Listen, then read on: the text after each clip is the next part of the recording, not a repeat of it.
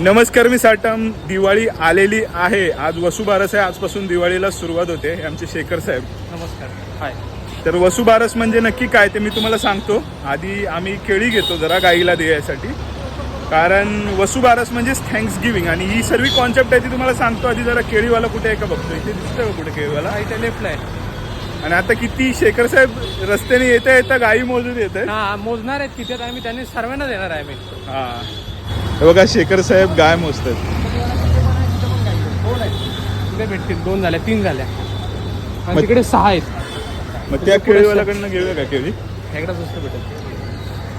स्वस्त त्याच्याकडे स्वस्त बजेट भेटेल. पण पाहिजे मला. हे एक पटलेलं नाही या काय बोर्ड सिक्युरिटी वाल्यांना खाकी युनिफॉर्म दिलाय. हा, हे मला पण एक कन्सेप्ट त्यांना कळली नाही की एवढं सेम कलरचं कशाला काय कळत नाही. कोण पोलिसांनी कोण सिक्युरिटी वाला आहे तेच कळत नाही. तर आता आम्ही केळी विकत घेतलेली आहे. बघा, माझ्याकडे पण आहे. आणि शेखर साहेबांमुळे ऑफर मध्ये भेटली बोलू शकतो. दिवाळी ऑफर. जरा कन्सेशन करणं गरजेचं आहे. भाव करणं आपली संस्कृती आहे, ती केलीच पाहिजे. आणि तुम्हाला आता सांगतो, तुम्हाला माहिती असेल पाश्चिमात्य संस्कृतीमध्ये एक थँक्स गिव्हिंग नावाची कॉन्सेप्ट आहे. ओके. काय माहिती आहे का, विदेशी लोकांना आहे ना कायम काय ना काहीतरी निमित्त लागतं आभार मानायचं. आपण कसं आहे, काही आपलं काम झालं तरी आपण म्हणतो धन्यवाद, थँक्स बोलतो. हां, पण पाश्चिमात्य लोकांचं तसं नाही. त्यांना काहीतरी निमित्त लागतं, कारण असेल तरच ते लोक धन्यवाद किंवा समोरचे ते आभार मानतात. पण आपल्या संस्कृतीमध्ये आधी अनंत काळापासून थँक्स गिव्हिंग नावाची कॉन्सेप्ट आहे.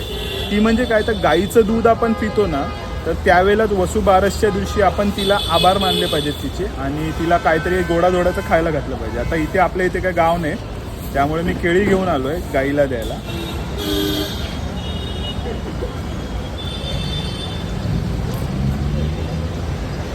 विगनवाले किंवा वेगवेगळ्या ज्या NGOज आहेत ना, त्या म्हणतात की आम्ही आमच्या बैलांचा वापर करतो शर्यतींसाठी आणि वेगवेगळ्या गोष्टींसाठी, नंतर आम्ही आमच्या प्राण्यांना अमानुष अशी ट्रीटमेंट देतो वगैरे. त्यांना मला सांगायचं आहे, जर अशा सर्व गोष्टी आम्ही केल्या असत्या ना, तर आमचा सोन्या असेल, पिस्तुल्या असेल, बकासूर असेल, मथुर असेल, हे फेमस झाले नसते. आमची लोक पोट केली नसती सीम त्यांनी खूप लाखोंच्या प्रमाणावर माधुरीसाठी, किंवा मग कॉलरवाली मछली यांचा मृत्यू झाल्याच्या नंतर लोक रडली नसती.